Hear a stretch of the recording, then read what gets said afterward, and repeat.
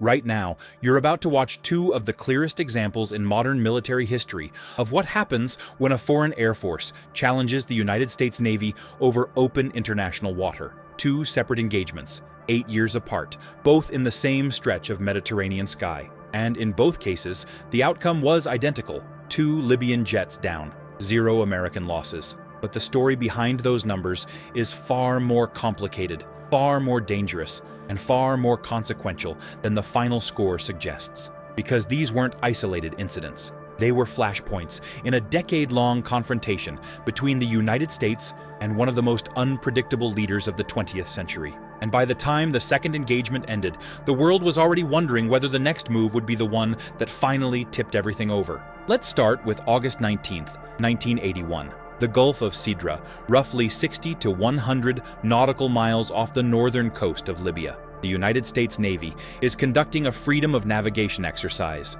a routine but deliberate operation designed to assert international law in airspace that Libyan leader Muammar Gaddafi had declared off-limits to the world. Gaddafi had drawn what he called a line of death across the Gulf of Sidra, claiming the entire body of water as sovereign Libyan territory. The United States, along with virtually every major maritime nation, rejected that claim entirely. Under international law, the Gulf of Sidra is international water. The Reagan administration had made it clear they intended to prove that point in the most direct way possible, by sailing right through it. 2 F-14A Tomcats from Fighter Squadron 41, call sign the Black Aces, launched from the USS Nimitz that morning. Commander Henry Kleeman was at the controls of the lead aircraft, with Lieutenant Dave Venlett as his radar intercept officer. His wingman was Lieutenant Lawrence Muczynski. They were supported by an E-2 Hawkeye airborne early warning aircraft,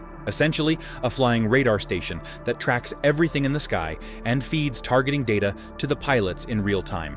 At approximately 10 in the morning, 2 Libyan Su-22 M-Fitter-J fighters from the 1060th Fighter Squadron, launched out of Gurdabia Air Base, moved to intercept the American aircraft. What happened next unfolded in under 3 minutes. Some accounts say 45 seconds from first missile launch to final impact. A Libyan fighter fired an AA-2 Atoll air-to-air missile at the American jets. It missed. The F-14 pilots maneuvered aggressively, changing altitude, speed, and direction simultaneously, and the Soviet-designed missile found nothing but open sky. The Tomcat crews responded immediately with AIM-9L Sidewinder missiles. Both found their targets. 2 Libyan jets were destroyed. 2 Libyan pilots, Captain Hassan Al-Dash and Lieutenant Al-Hadi Al-Mabrouk, did not make it back. The Pentagon confirmed the engagement the same day. Secretary of Defense Caspar Weinberger stood at a briefing podium and made the American position clear.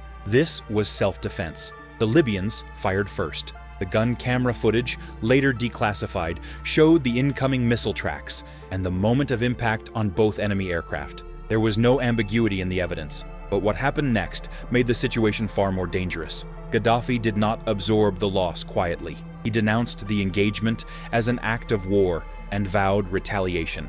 The Soviet Union, which had supplied the jets and the missiles the Libyan pilots had just fired, condemned the American action publicly, though Moscow made no move to intervene. Libya filed a complaint with the United Nations Security Council. No emergency session was convened. No resolution was passed. The international community largely recognized the American position. This was international airspace. The Libyans shot first, and the Americans responded. But the warning Gaddafi issued that day was not rhetorical, and Washington knew it. The State Department raised its Libya alert level. Diplomatic protests were exchanged, but no serious diplomatic channel opened. No bilateral talks, no de-escalation framework. The two countries were now locked in a pattern, and the next confrontation was already taking shape. Understanding why Gaddafi chose to push requires a brief look at who he was and what he believed he was doing.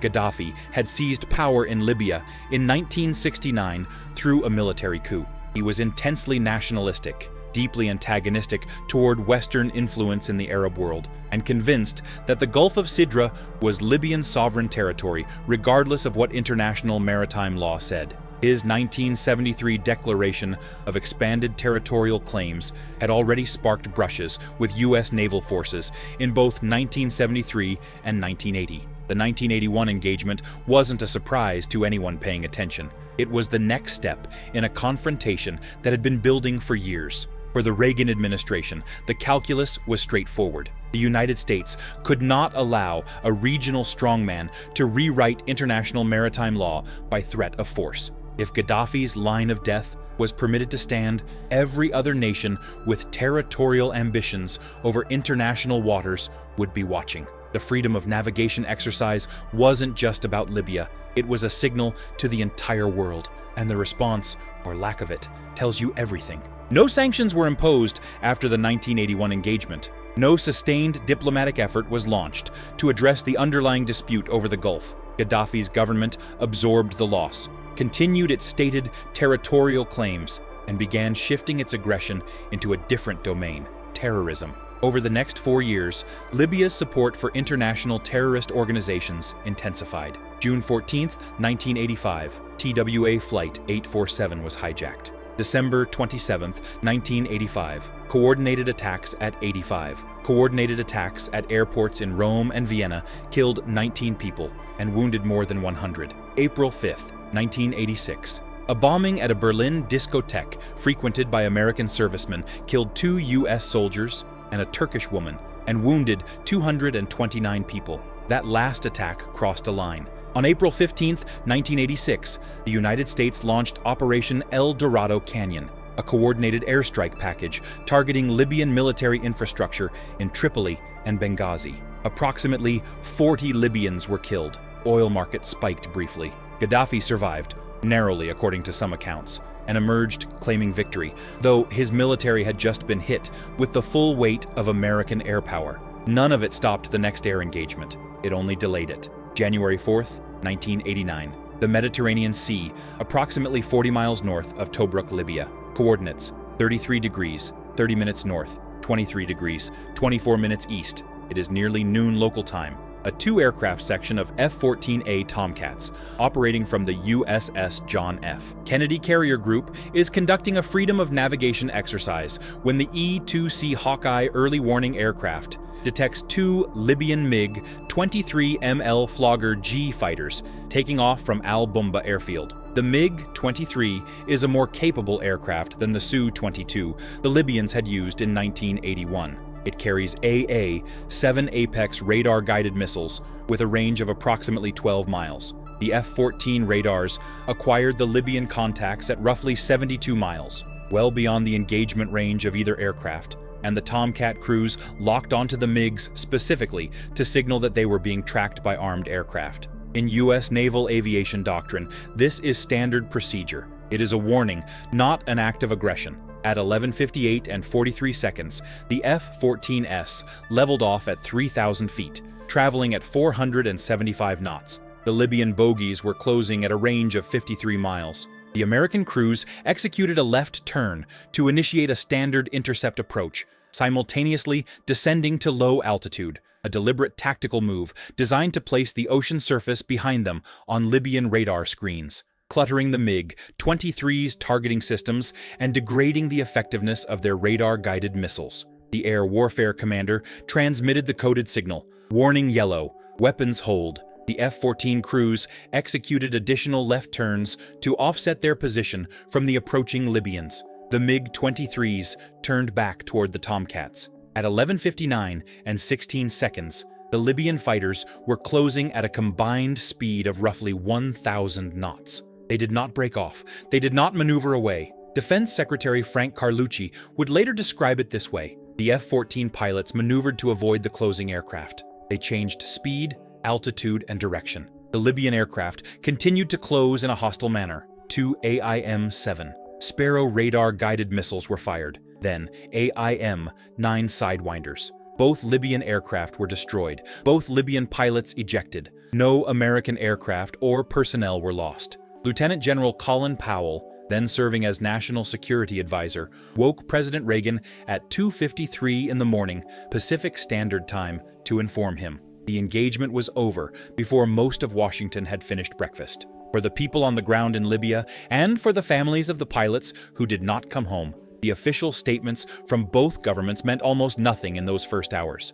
Gaddafi went before his state media and called the shootdown American terrorism. He vowed revenge. In Tripoli, state television broadcast condemnations. In the households of the missing pilots, there was no confirmation, no wreckage pulled from the water, no word on whether their sons, brothers, or fathers had survived. American sailors aboard the USS John F. Kennedy were confined to ship, a precautionary measure against the kind of reprisal attack that Libya had demonstrated it was willing to attempt. NATO allies operating in the Mediterranean were notified. The U.S. State Department issued updated advisories for Americans traveling or living in Libya and across North Africa. In homes across the United States, from Norfolk, Virginia to San Diego, California, where carrier crews have family waiting, the news arrived the same way it always does. A brief official statement that says everything was fine, that your service member is safe, and that the situation is under control. But the situation was not simply under control. It was the 8th year of an unresolved confrontation with a state sponsor of terrorism that had proven it was willing to attack American civilians, strike at U.S. military personnel on foreign soil, and now, for the second time in less than a decade, fly armed aircraft directly at U.S. Navy jets over international water. Defense Secretary Carlucci declared the matter closed. But nothing about the structural problem was closed, and this isn't staying inside those borders. For the United States, both engagements had consequences that extended well beyond the Mediterranean. After the 1981 incident, the oil markets, still deeply sensitive to any destabilization in the North African and Middle Eastern supply chain, registered the tension. Libya was then a significant player in global energy supply. American companies operating in Libya had already been operating under heightened security protocols since Gaddafi's rise. After each escalation point, the 1981 shootdown, the 1986 airstrikes, the 1989 shootdown, the implicit risk premium on Libyan oil rose, and energy traders across New York and London adjusted accordingly. For the US Navy, these engagements carried enormous institutional significance. The F-14 Tomcat had been designed explicitly for fleet air defense, to intercept Soviet bombers before they could launch missiles at American carrier groups. It had never been tested in actual combat. After August 19, 1981, it had a combat record, 2 for 2. After January 4, 1989, that record stood at 4 for 4. No F-14 had been lost in air-to-air combat. The aircraft, and the crews who flew it, had performed exactly as designed. But the broader strategic picture was far more complicated. The United States was simultaneously managing tensions with the Soviet Union, maintaining its commitment to NATO allies across Europe, dealing with an ongoing crisis in Lebanon, and watching a brutal 8-year war between Iran and Iraq with profound implications for regional stability. Libya was not the primary theater, but it was a constant, unpredictable variable.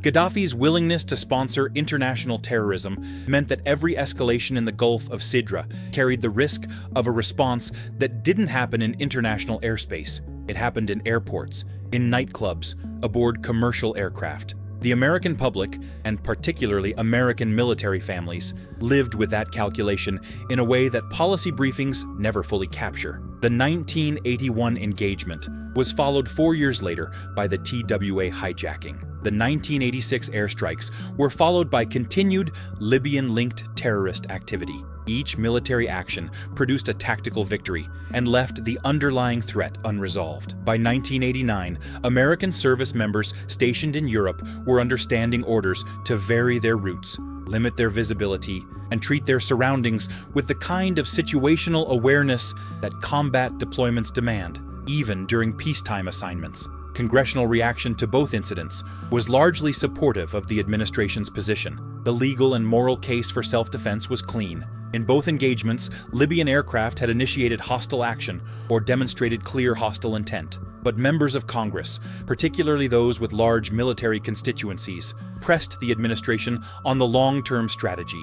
Responding to provocation is not a policy, it is a posture. And a posture held indefinitely without resolution eventually breaks.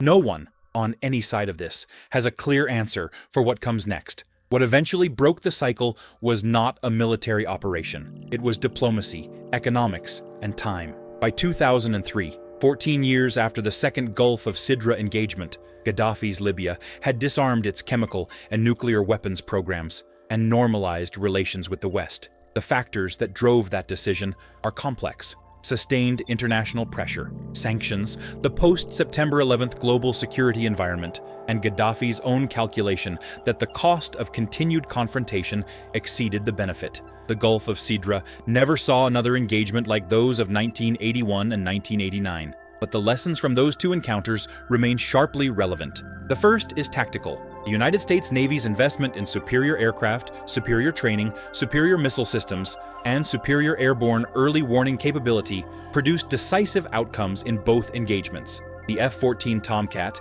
and the E-2 Hawkeye performed exactly as designed. The AIM-9L Sidewinder and the AIM-7 Sparrow found their targets when Libyan missiles did not. Training and technology, combined with disciplined rules of engagement, produced results without American casualties. The second lesson is strategic and harder. Military superiority solves tactical problems. It does not, by itself, resolve the conditions that created those problems. 8 years of escalation, from the 1981 shootdown through the 1986 airstrikes to the 1989 engagement, demonstrated that each individual victory left the underlying confrontation intact. Gaddafi was weakened, but not deterred. Libya's conventional military capability was degraded, but its willingness to sponsor terrorism was not extinguished by airstrikes or air combat victories. The analysts who watched this period most closely draw a consistent conclusion. The Gulf of Sidra incidents